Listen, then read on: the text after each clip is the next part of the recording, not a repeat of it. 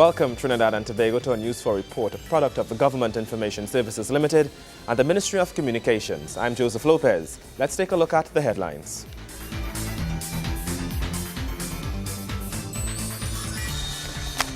Ministry of Tertiary Education launches UTT at Southern Academy for the Performing Arts. Government launches a new prosthetics assistance program for amputees. And the Sustainable Tourism Conference comes to a close. In our top story, teaching of the arts in South Trinidad will now take place in a greater capacity.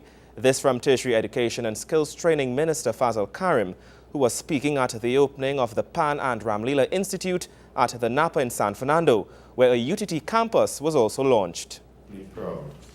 These facilities will now be available for rehearsal, for teaching, and for performance.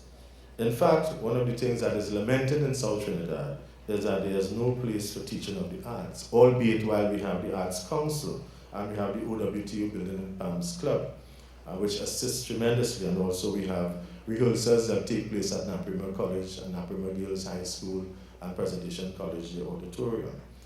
But when you look at what happened before in the years gone by with the Naparima Bowl, since the renovation, you do not really have any more rooms there for rehearsals. And we expect that some of these facilities will not only be available to the University of Trinidad and Tobago personnel, but certainly to the citizens of Trinidad and Tobago, and particularly those in San Fernando. Tertiary Education Minister Senator the Honourable Fazal Karim speaking at the launch of UTT at Napa in South Trinidad today. The minister says the entertainment industry has the potential to generate huge rewards in revenue and employment opportunities in this country. The results of the entertainment industry survey conducted by the Ministry of Trade and Industry in 2009 showed that the entertainment industry is estimated to generate $351.8 million annually and employs over 10,000 persons. If I may give you some details, the sector music employment 5,602 persons with a total revenue of $169.4 million. Carnival, in terms of direct employment, 3,596 persons, that's out of the survey, with a revenue of $153.5 million. The visual arts, which employs 728, and I'm sure now quite more than 2009, had a revenue stream of $17.8 million. And the theatre, 454 persons with $6.2 million. And dance, 474 persons with $4.7 million. And as I said, that gives you a total of 10,854 persons with a total of $351.7 million in revenue. The minister is revealing startling figures supporting the productivity of the entertainment industry in Trinidad and Tobago. He says creative industries in many foreign countries are greatly outweighing the financial services industries. As such, he is reiterating the importance of making movements towards developing the creative industries in Trinidad and Tobago. The global creative and cultural industry is worth US $1.3 trillion annually, with a projected annual growth of over 7%, and this is according to the United Nations Conference on Trade and Development. PwC, PricewaterhouseCoopers, forecasted growth at 10% annually. In 2003, the creative industries were estimated to account for more than 7% of the world's gross domestic product, according to the World Bank. Ladies and gentlemen, there is no doubt that the creative industries are the growth industries, and even during recessionary times, outstripping traditional industries such as manufacturing and agriculture. Australia, Canada, Ireland, New Zealand, and Sweden are leveraging the creative industries to shift into information-based economies. Minister Karim says the training that will be offered at the UTT campus in the Southern Academy of the Performing Arts will be top class. He says the training will enhance cultural development in this country. So that the Southern Academy for the Performing Arts, UTT campus, working very closely with the Ministry of Arts and Multiculturalism, will deliver advanced knowledge and world-class professional training in the performing arts within the Caribbean cultural context. These courses are designed to expand and support career diversity, will strengthen national and regional cultural development. Verna Barath, News 4.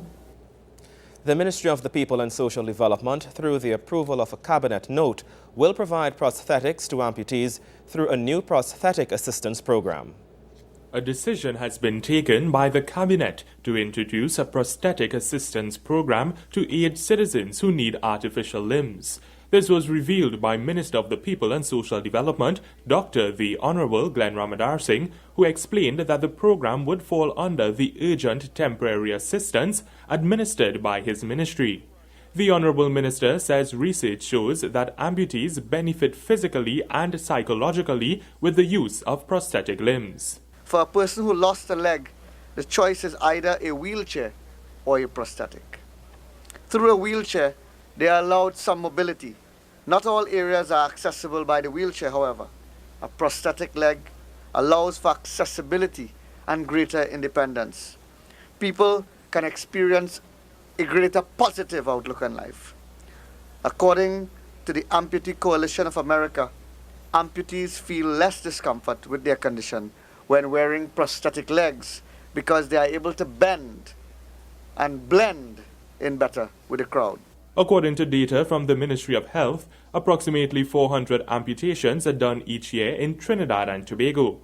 The Honorable Minister says his ministry will partner with the Ministry of Health, which would assist in providing a medical assessment of persons to determine the extent to which they can be rehabilitated using a prosthetic.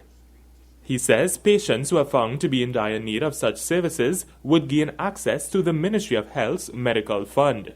Inquiries into the local market reveal that the average cost of fitting prosthesis is between $35,000 and $40,000.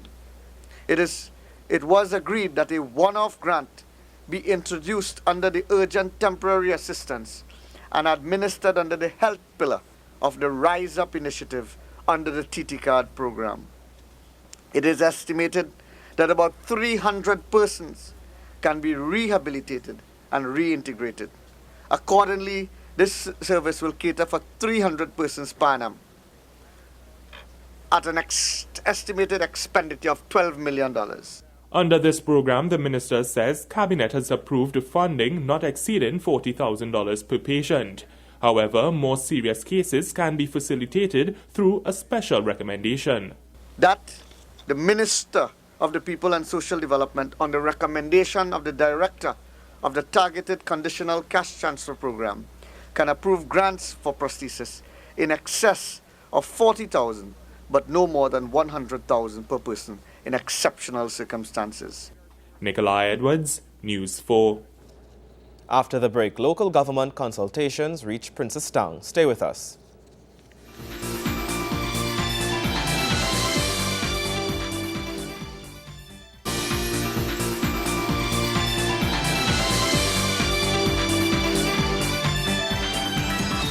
Thank you for staying with us.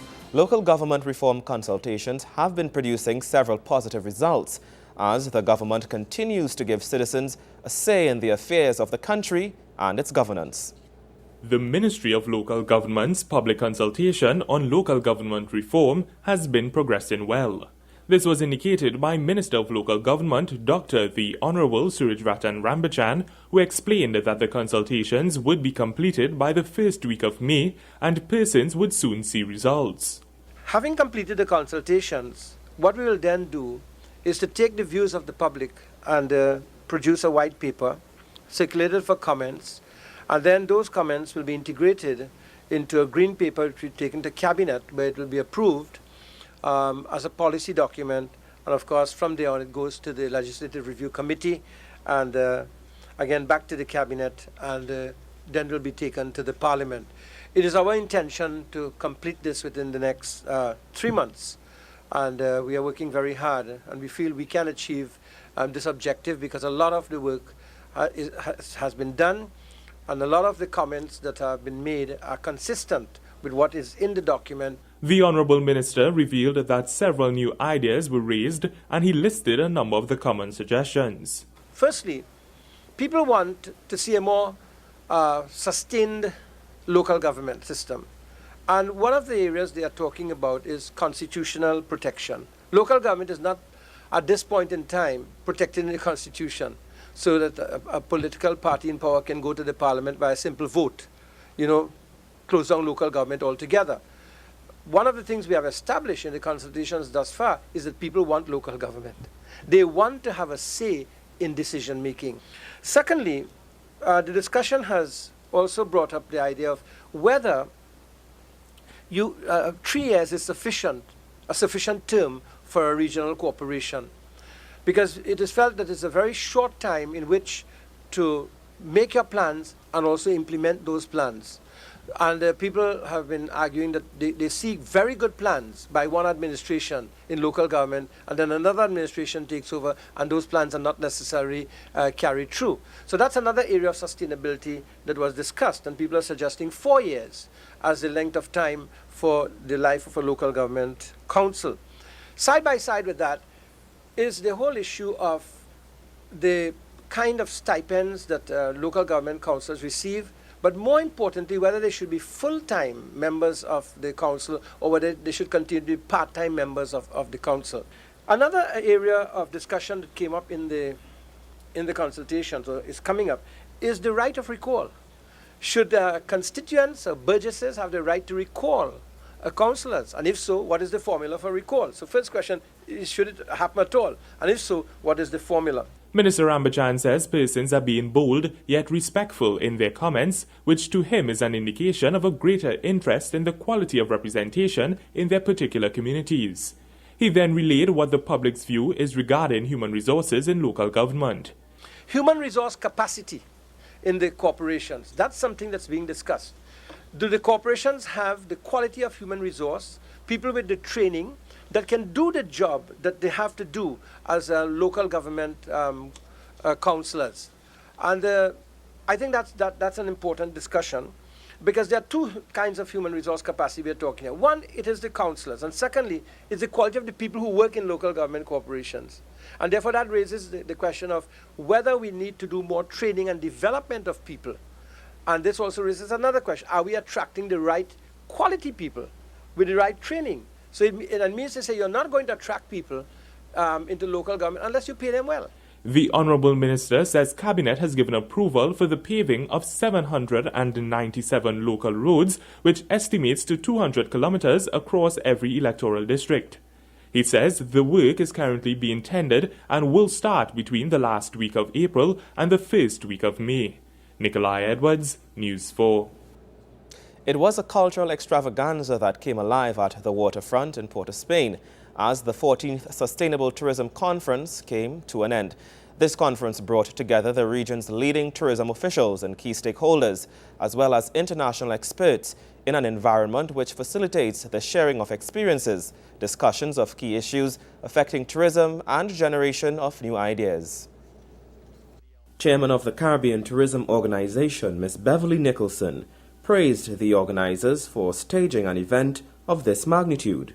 She says the conference has had significant growth over the years, and this one, held for the 3rd time in Trinidad, is the largest.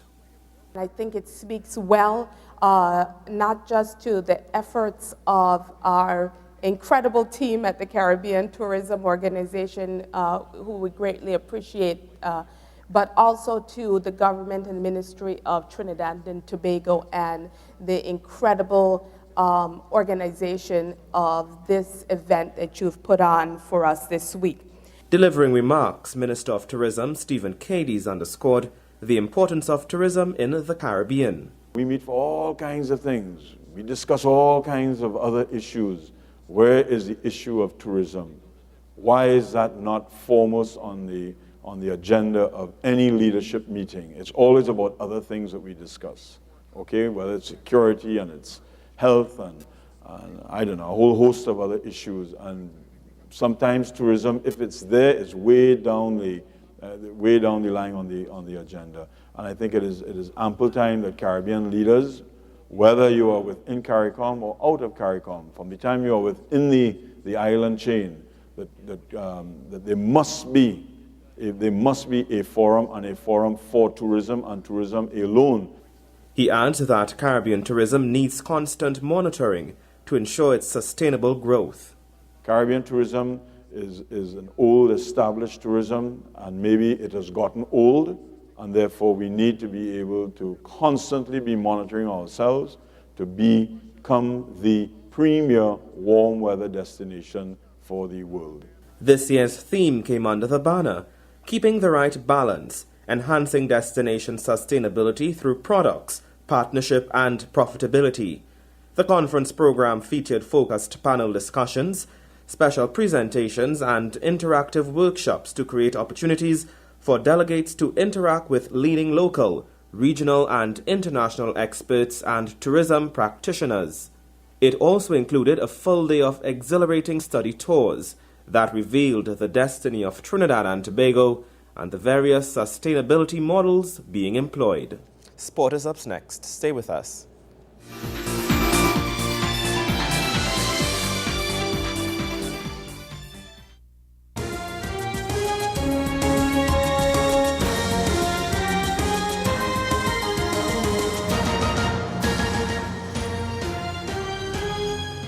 Welcome back.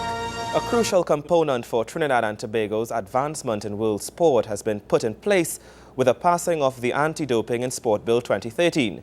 It was a time of note in the House of Representatives as all members of Parliament present voted in support of the bill. We have the details in this Wayne Cunningham report. At the 25th sitting of the third session of the 10th Parliament, the Honourable Annan Roberts, Minister of Sport, reported the Anti-Doping in Sport Bill 2013 to the House. Thank you, Mr. Speaker. Mr. Speaker, I wish to report that a bill entitled An Act to Provide for the Implementation of the UNESCO International Convention Against Doping in Sport, the establishment of the Trinidad and Tobago Anti-Doping Organization, the Trinidad and Tobago Anti-Doping Disciplinary Panel, and the Trinidad and Tobago Anti-Doping Appeal Panel, the promotion of an anti-doping environment which encourages positive behavior among participants in sport and dissuades them from using prohibited substances and prohibited methods, and for other related matters, was considered in committee and passed with amendment. I now beg to move that it be read a third time and passed. Honourable members, the question is that a bill entitled An Act to Provide for the Implementation of the UNESCO International Convention Against Doping in Sport, the establishment of the Trinidad and Tobago Anti-Doping Organization, the Trinidad and Tobago Anti-Doping Disciplinary Panel, and the Trinidad and Tobago Anti-Doping Appeal Panel, the promotion of an anti-doping environment which encourages positive behavior among participants in sport and dissuades them from using prohibited substances and prohibited methods, and for other related matters, be now read a third time and passed. Those all in favor say aye. Aye. Any against? I think the ayes have it. This bill requires a special majority. Division is needed. All government MPs present voted in favor of the bill, and then it was the turn of the opposition. Ms. MacDonald? Yes. Ms. Cox? Yes. Mr. Imbert? Maybe. All right, yes. Mr. Jeffrey? Yes. Dr. Brown? Yes. Dr. Brown? Yes. Mrs. Thomas? Yes. Mrs. Gopi School? Yes.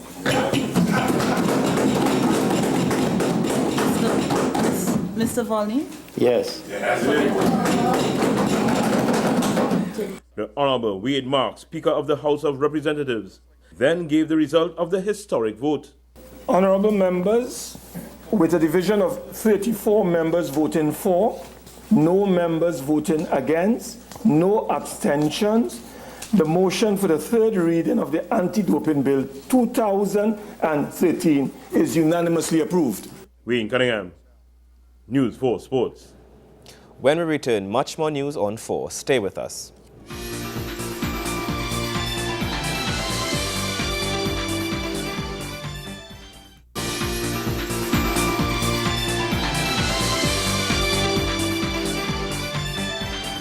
Welcome back.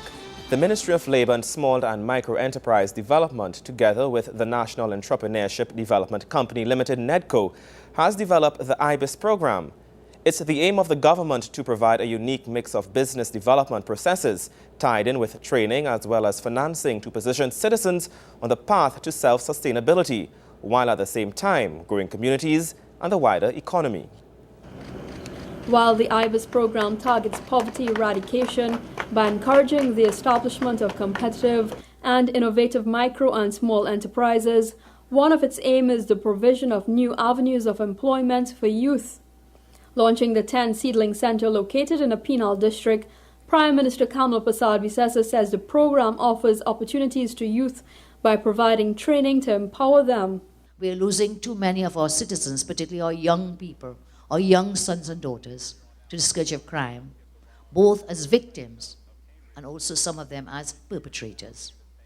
With the opportunities that are now available in our country, including options like this IBIS program, we must, as individuals, communities, and as a nation, channel the energies and talents of our young people to more positive and productive pursuits. The practice of business incubation for the purpose of enterprise development follows after international best practices.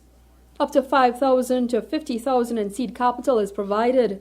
However, IBIS will create a facilitative environment so that clients may source additional funding from NEDCO or other financial institutions to fully fund their projects. We offer a loan facility for clients who would like to start or expand their own business.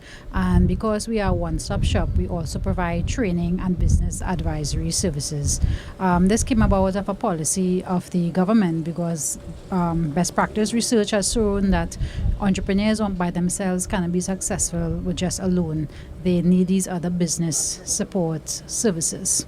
So out of that realization and further research, we decided that we should expand our portfolio of services to include the IBIS program, the Integrated Business Incubator System, because we realize we need to build partnerships with these enterprises. So this facility is our first facility actually, where we will house our loan service as well as our incubator services. IBIS provides training for 6 months, which is concentrated in the business investment proposal stage. While the funds accessed are neither a loan nor a grant, but seed capital provided to the pre-incubator graduates, this seed capital is a form of repayable equity, which is funds given according to the business plan projected that will later be repaid. How does one access these programs and its benefits? Well, you can get information from all of our 10 NEDCO offices. Our main number is 625-7679. You can also view information on our website, www.nedco.gov.tt. Anyone can apply to IBIS once the relevant forms found at the offices and its website are filled out. However, candidates are advised while registering a business may not be required, doing so is suggested. And as to who qualifies for the IBIS program, you basically have to be a national of Trinidad and Tobago, 18 years and over, and have a keen passion to develop a small business enterprise. You have to realize that there's a famous quote that I always like to use when I'm teaching, is that it's recognized that entrepreneurs may fail many times at businesses. However, it's the business that fails, not necessarily the entrepreneur. So we don't have criteria that anyway that suggests because you were not successful in one venture means that you will be debarred from accessing our services and the skills that we can provide you.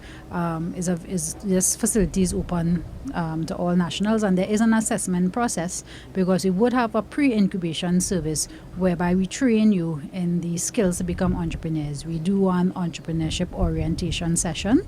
We also provide training in the core skills of managing a business, marketing, business planning, financial management, and we also help you do your business plan, because your business plan is really the blueprint that will tell you how I can run the business. Persons can still qualify for IBIS despite having loans from NEDCO and other commercial banks and financial institutions. Business ideas are kept confidential, and IBIS will not disclose any information regarding this nature outside of private meetings. Kimberly Ramkalawan, News 4. And that story brings us to the end of our News 4 report, a product of the Government Information Services Limited and the Ministry of Communications. I'm Joseph Lopez. Thank you for watching.